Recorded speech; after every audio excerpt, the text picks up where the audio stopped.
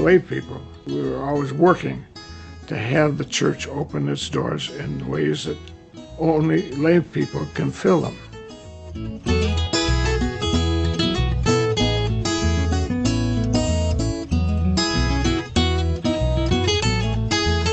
The merger of three national Lutheran bodies occurred in 1963, I think it was. And in any such merger, we inherited each other's strengths and weaknesses in the new church. Dr. Franklin Clark Fry was the president of the new church, where Gene Heckathorn and I had served on various committees and got to know each other. Dr. Fry asked if Gene and I would take some time and look into these problem situations. Following World War II, the church developed a lot of institutions, the Hilburton Fund, in which the federal government put in a third of the cost, the state put a third, and the church supposedly put in a third. And I was involved in some of that in earlier years, and over a period of time, many of those projects got into great trouble across the country. And I used to say some of us created the problems and they solved the problems. And we enjoyed our work so much that we conceived the idea of forming an organization that would be composed of lay people throughout the United States who would be available on call to look at some problems. We were sitting in a bar in Philadelphia catching our breath, and so we started out, we sketched out on the back of the placemat the organization for the new organization, and we said, well, what do we call it? And we turned the menu over, and we were in the Vesper Bar and Grill. So we called it Vesper, and we called it Society because we wanted a society of lay people.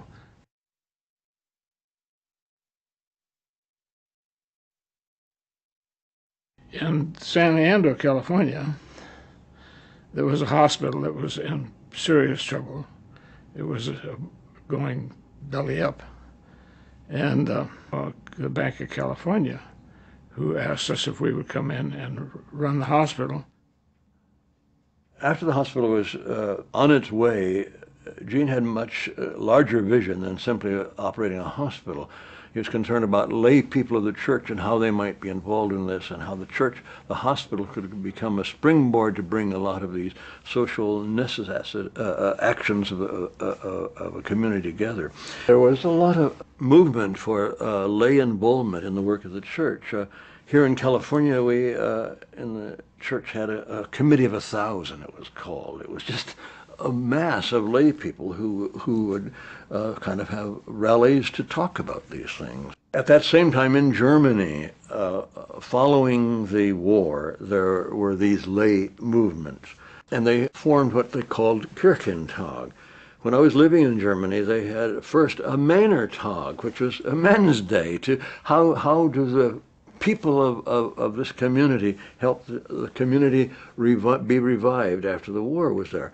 Along with that, they formed what they called academies, and where they would bring people together to talk about the problems that they had. And so the Vesper Society became a part of that network of activity. They used to kid us because we were involved in so many things that Gene Heckathorn would go to the ticket counter at the airline, and he'd say, I want a ticket. And she'd say, to where? He says, I don't care. We've got business everywhere. And that kind of hung with us for a long time afterwards.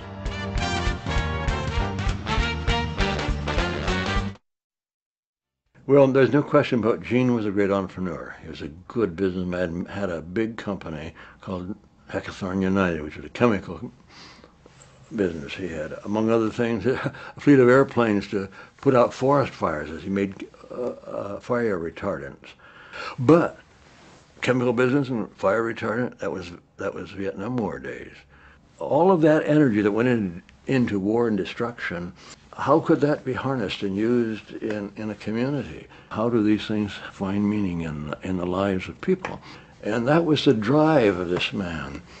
In 1973, Gene was 53 years old, died very tragically, a long illness, a heart condition.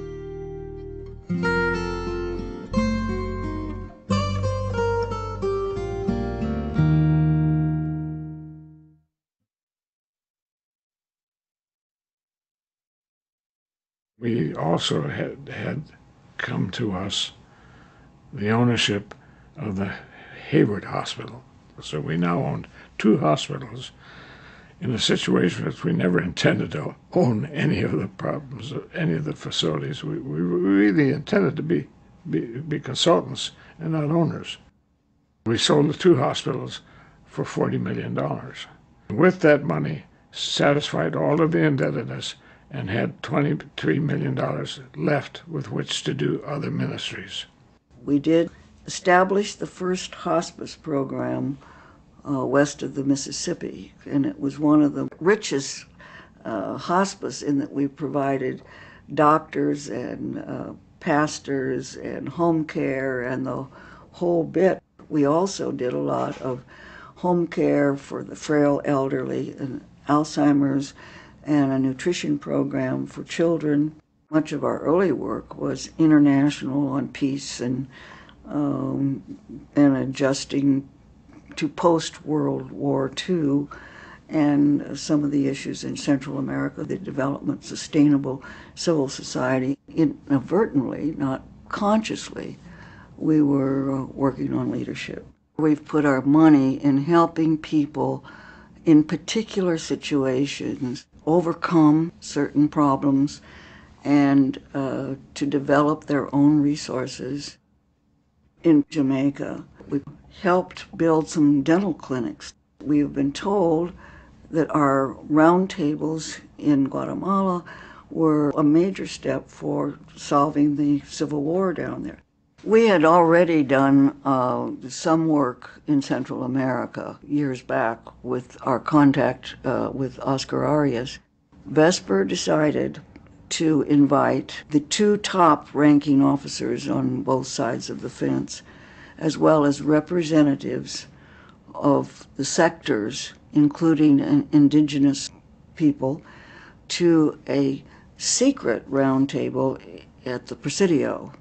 They sat down for 2 days, and this seemed to open the door to the peace settlement. The subsequent 5 roundtables were helping them say, how do we now as a nation attack these problems? We provided the finances to bring them together. We didn't tell them what they should do, but we provided the vehicle. I think that people who've benefited from it would say that we address an issue with some practical means and empowering the people who have to deal with that problem. Believing in individuals and creating opportunities, our new tagline.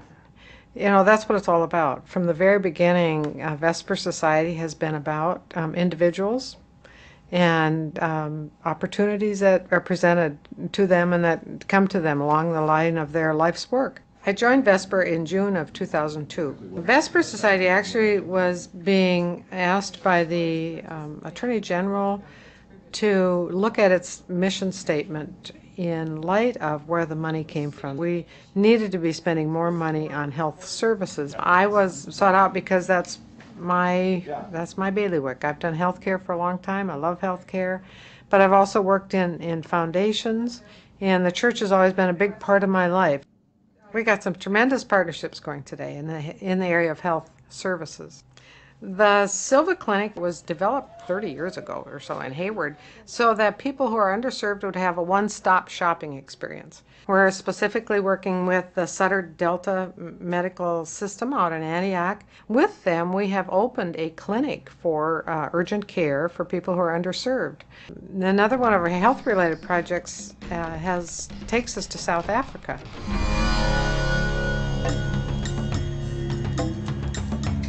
We've been able to link up with a network of colleagues and friends that we've worked with over the years, and we're now working in 2 rural communities in South Africa to support an existing church-based program that treats people who have HIV/AIDS. It's called Masangani, which means embrace. And they embrace the treatment and the education, and they embrace the people who have AIDS so that they can be made well. The project in South Africa has allowed me a chance to do something I've wanted to do my whole life, and that's I have a real soft spot for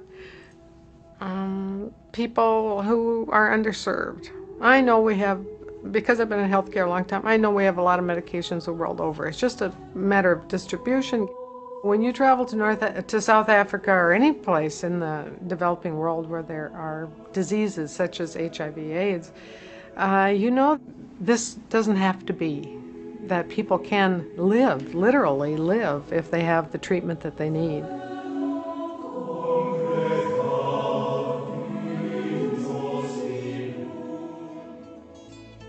So where's Vesper headed?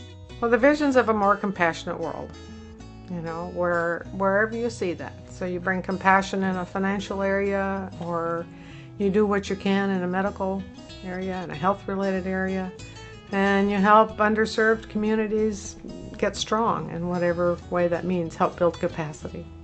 Vocation has been the basis of the theme of everything that we've done in Vesper Society.